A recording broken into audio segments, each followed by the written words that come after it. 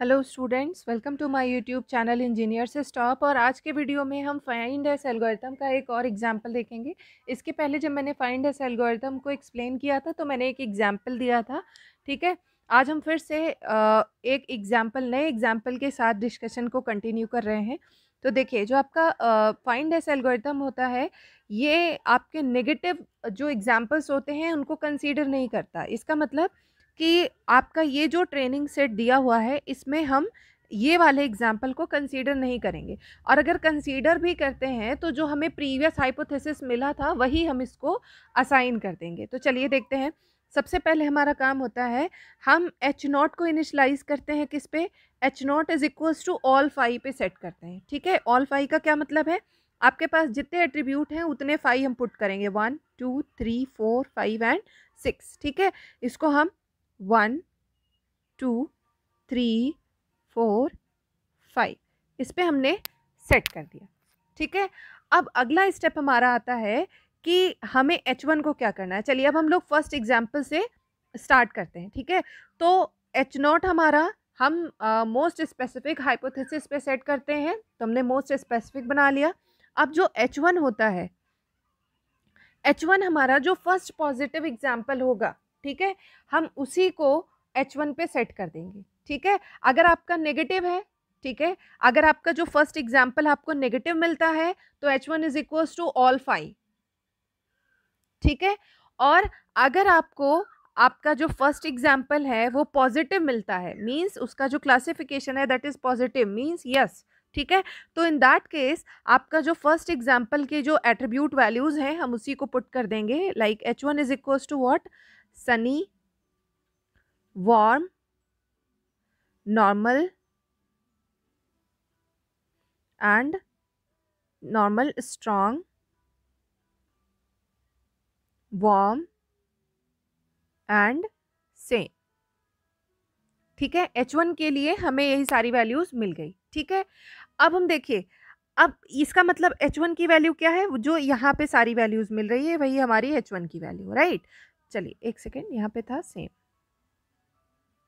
ठीक है, तो अब हमें क्या करना है, H2 को फाइंड करना है। नेक्स्ट पॉजिटिव एग्जांपल्स को कंसीडर करते हुए we need to find the H2 value. ठीक है, H2 क्या मिलेगा, अब हम क्या करेंगे, यहाँ से एक वैल्यू को उठाएंगे और इससे मैच करेंगे जो हमें प्रीवियस हाइपोथेसिस, जो हाइपोथेसिस आप इवैल्यूएट करने जा रहे हैं उसके प्रीवियस जो हाइपोथेसिस आपको मिला था उससे हम जो एग्जाम्पल देख रहे हैं उसको कंपेयर करेंगे। तो this is sunny and sunny, इन दोनों को कंपेयर किया, बोथ आर सेम, तो यहाँ पे भी क्या आ जाएगा, सनी। ठीक है, इसके बाद अगला वाला एट्रीब्यूट क्या है, वार्म। ठीक है, यहाँ पे वार्म है और यहाँ पे भी वार्म है, वेरी गुड। तो H2 की वैल्यू में क्या मिल जाएगी, अगला एट्रीब्यूट की भी वैल्यू में मिल जाएगी वार्म। ठीक है, अब देखिए थर्ड एट्रीब्यूट, यहाँ पे क्या लिखा हुआ है, नॉर्मल, यहाँ पे क्या लिखा है, हाई।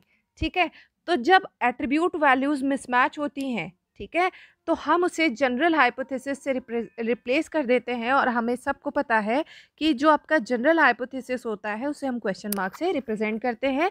तो थर्ड एट्रीब्यूट की जगह, जैसे जो यहाँ पे नॉर्मल था, क्योंकि नॉर्मल और हाई यहाँ पे मिसमैच हो गए इस वजह से यहाँ पे क्या लग गया, क्वेश्चन मार्क। ठीक है, अब अगला वैल्यू क्या है, स्ट्रॉन्ग एंड स्ट्रॉन्ग, दोनों मैच हो गए तो यहाँ पे वैल्यू आ जाएगी स्ट्रॉन्ग। ठीक है, नेक्स्ट वार्म एंड वार्म, दोनों वैल्यूज मैच हो गई तो ये हमारा आ जाएगा warm, and last one is same and same, तो आपको H2 की वैल्यू मिल गई ये। ठीक है, तो H2 के लिए आपको क्या वैल्यूज मिल रही हैं, Sunny, warm, question mark, strong, warm and same. ठीक है, अब हम थर्ड एग्जाम्पल को देखते हैं। एक सेकेंड, थोड़ा सा स्क्रीन क्लियर कर लेते हैं।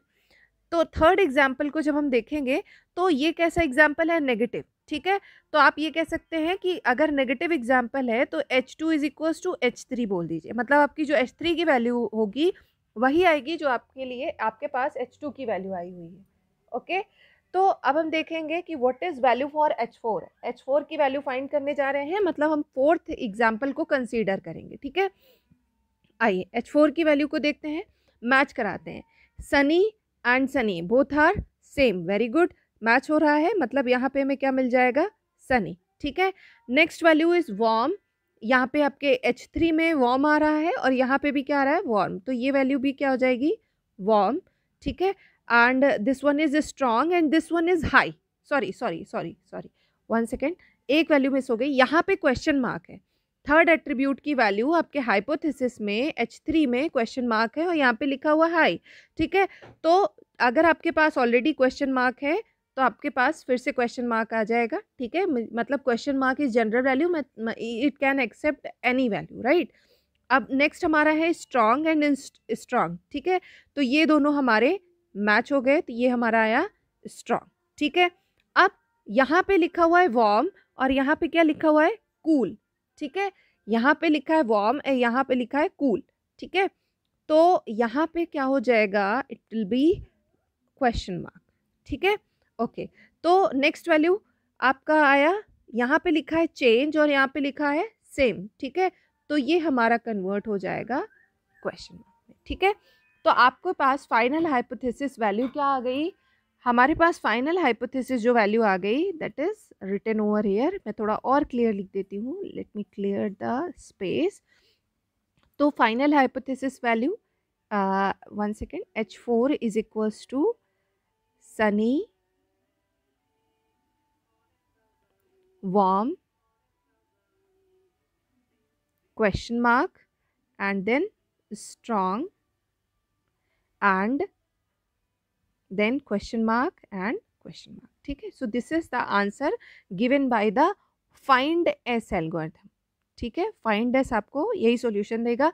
और एक चीज़ की फाइंड एस आपको एक सिंगल कंसिस्टेंट हाइपोथेसिस जनरेट करके देता है और इसका आप एक ड्रॉबैक ये समझ सकते हैं कि ये कभी भी नेगेटिव एग्जाम्पल्स को नहीं कंसीडर करता, ठीक है। और इसके अलावा दूसरा प्रॉब्लम ये है कि ज़रूरी नहीं है कि आप एक गिवन ट्रेनिंग डेटा से सिर्फ एक हाइपोथेसिस जनरेट करें, ठीक है। आप कई सारे हाइपोथेसिस को जनरेट कर सकते हैं, लेकिन आपका फाइंड एस सिर्फ और सिर्फ एक हाइपोथेसिस वैल्यू को या एक हाइपोथेसिस को आपको जनरेट करके देता है। तो इस ड्रॉबैक को हम कौन सी एल्गोरिथम से हटाएंगे, with the help of candidate elimination algorithm.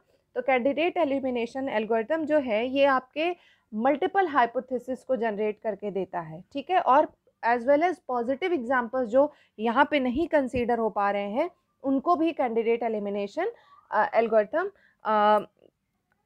Consider करता है। Okay, so that's all for today. अगर आपको कोई डाउट है तो आप कमेंट करके मुझसे पूछ सकते हैं और अगर आपको वीडियो पसंद आए तो आप इसे लाइक ज़रूर कीजिएगा, अपने दोस्तों के साथ शेयर कीजिएगा, सब्सक्राइब भी करिएगा मेरे चैनल को। Thank you so much for watching, take care, bye bye, stay home, stay safe.